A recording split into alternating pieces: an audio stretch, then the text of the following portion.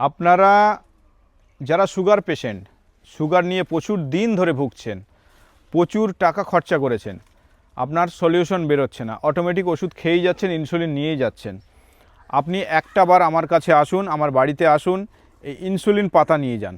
এই ইনসুলিন পাতা নিয়ে গেলে আপনার সুগারকে কন্ট্রোল রাখবে। এই পাতার কোনো পার্শ্ব প্রতিক্রিয়া নেই, এর কোনো সাইড এফেক্ট নেই।